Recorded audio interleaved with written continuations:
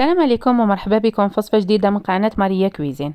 اليوم ان شاء الله جبت لكم وصفة خفيفة ظريفة واللي هي غراتان تاع لا بيغي بقطعة تاع ولا بالسكالوب.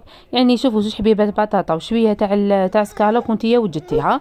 تجي بزاف بنينة وخفيفة ومليحة بزاف ولا توالم بزاف شهر رمضان.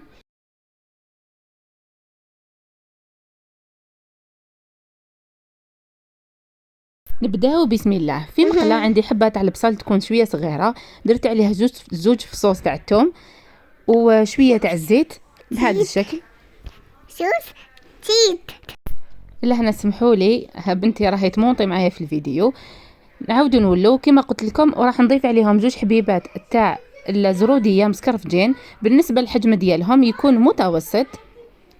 ولهنا في هذه الوصفه راح ندخلوا الخضره هكا باش دراري صغار ياكلوها وتجي بزاف بنينه، يعني ما يحسوش كامل بها. نزيد عليهم وحده كورجات نكون سكرفشتها في سكرفاج بهذا الشكل، ونخليهم حتى وين يتقلاو لي كامل كيف يعني هذيك الزروديه مع هذيك الكورجات مع هذاك البصل حتى وين يذوبوا لي كامل باش نكمل الوصفه كما راكم تشوفوا بهذه الطريقه ويطلقوا واحد البنه بزاف هايله. في هذه المرحله راح نجيب شويه تاع السكالوب. شوفوا يعني للامانه درت كميه قليله بزاف، بالك واحد 20 ميل ولا 30 ميل تاع سكالوب، هذا ما كان كميه قليله بزاف.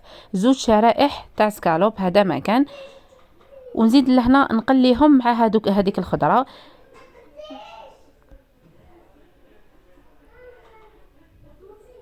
راح نبدا نضيف لي زيبيس، نضيف شويه تاع الملح، نزيد عليهم شويه تاع فلفل كحل،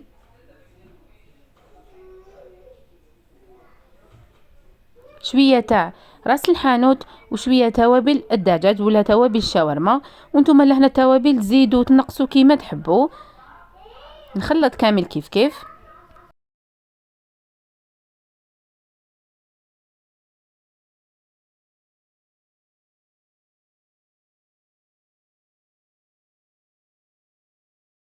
في هذه المرحله راح نضيف عليهم مغرف تكون ممسوحه ولا نص مغرف كبيره تاع طماطم مصبره، ونقليها كامل مع باقي المكونات.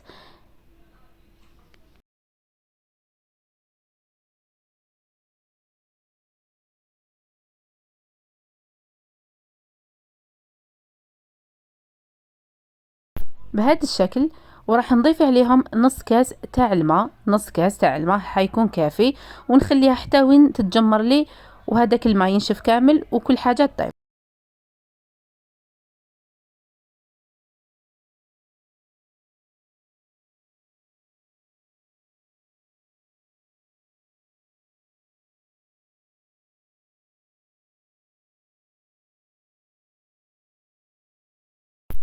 من جهه واحده اخرى عندي زوج حبيبات تاع البطاطا يكونوا حجم كبير، غليتهم ونشفتهم من هذاك الماء، ما درت لهم ني ملح ني والو. دوك راح ندير الملح، ندير زوج مغارف كبار تاع الفرماج السائل، وانتم تقدروا ديروا فرماج عادي اللي عندكم ديروه.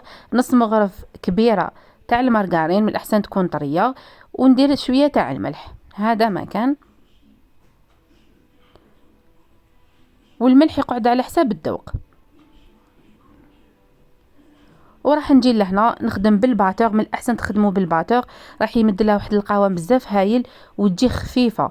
في هذه المرحله نضيف عليها نص كاس تاع الحليب، تقدروا تضيفوه تقدروا لا كيما تحبوا. اذا حبيتوها تجي خفيفه الكراتان تاعكم تجي خفيفه ضيفوه، اذا حبيتوها شغل كاين اللي يحبوا لابيوري تاعهم تجي شغل حكمه روحها، هذيك ما يضيفوش هذاك النص كاس تاع الحليب، كل واحد والذوق ديالو. الطبقه الثانيه تاع الكراطه تاعنا راهي واجده. شوفوا جات ما شاء الله مجمره واحد البنه بزاف بنينه، وتاني كي فيها الخضره يعني حاجه مفيده جدا. شوفوا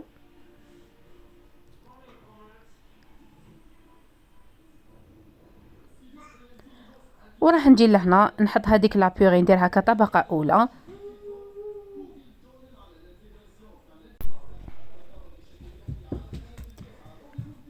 وراح نجي لهنا نديرها هذيك كطبقه ثانيه بهذا الشكل، راح تمد لها بنه بزاف هايله.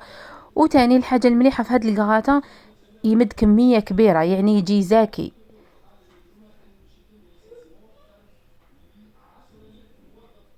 بهذا الشكل. نكون شعلت الكويزينير تاعي على 200 درجه، ندير لها شويه فرماج مبشور من الفوق وندخلها طيب شويه غير شويه من التحت، ونزيد نشعلها من الفوق غير قسم ما يذوب لي هذاك الفرماج وتكون واجده.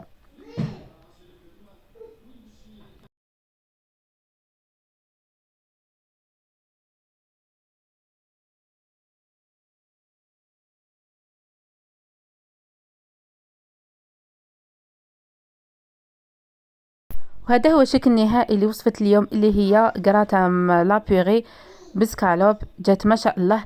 لهنا برك يعني طيبتها شويه زياده من الفوق حتى تحرق لي شويه هذاك الفرماج، نتوما ديروا حسابكم. وتاني يعني ما تقطعوهاش حتى تبرد شويه، ما تقطعوهاش هي سخونه. انا حنوريها لكم هكا برك من اجل التصوير. شوفوا جات ما شاء الله واحد البنه روعه. في الاخير ما عليا غير نقول لكم شكرا على المشاهده، الى وصفه لاحقه ان شاء الله. سلام.